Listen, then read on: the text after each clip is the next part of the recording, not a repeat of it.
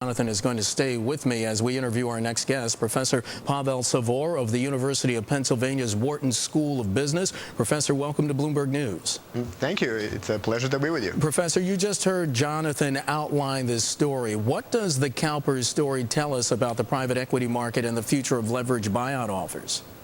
Well, I think it tells us that there's going to be some shrinkage in the industry, both in terms of the number of funds and in terms of capital under management. How much shrinkage are we talking about? It's hard to predict the future, but significant. I think we're talking maybe double digits easily.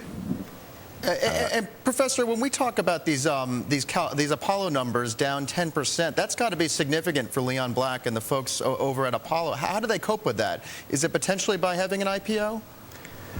Well, IPO gives them two things. It gives them a way for principals, the founders, to monetize their stakes, to diversify.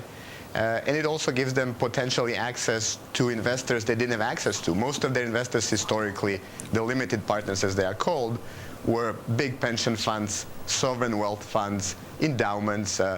Now, if they're public, maybe that's a way for them to get permanent capital from just regular stock market investors. Sure. And is this a good IPO market for them to enter, I guess? You know, we were having some questions about how that AP unit is trading in the Netherlands. Certainly, it's been down quite a bit historically. Well, the AP unit is something different, I think. The AP unit is just investing alongside Apollo's other investors in the deals Apollo did.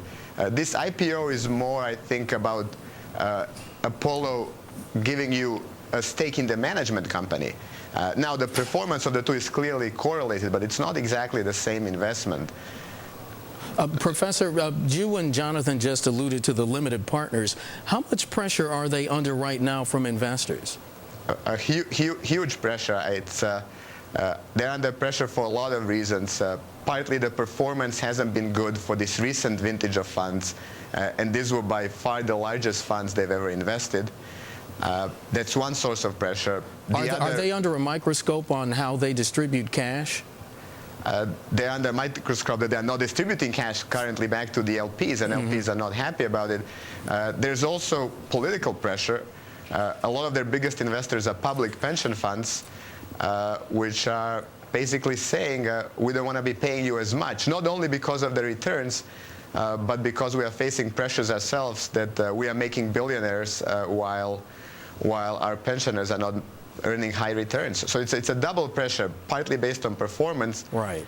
Partly based purely on politics. The public's unhappy with people in finance in general, and it's carrying over to GPs. Do you imagine this conversation is occurring with more than just CalPERS? That's the only one we really have visibility into. But do you think this is other large public pension funds as well that might be having this sort of a dialogue? I would assume so, definitely. CalPERS is probably the biggest, most prominent LP in the United States. What they do attracts a lot of attention.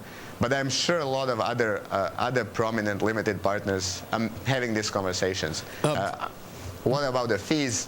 What about future capital commitments? Right. And Professor, I was actually going to delve into that. We have about 30 seconds left.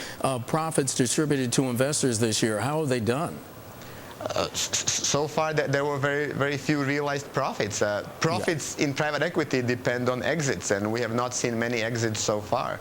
So LPs are doubly unhappy. The performance of funds, unrealized funds, right, hasn't been good, and they haven't been getting any distributions this year at all.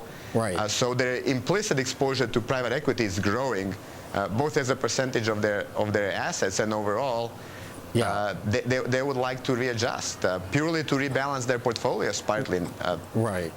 If your asset base drops by 30%, right, and you contribute 8% of that to private equity, yes, going forward, you're going to be contributing less. And Professor, we're going to have to leave it there. Professor Pavel Savor of the Wharton School of Business and our own Jonathan Keehner, thank you both for your expertise. Appreciate it.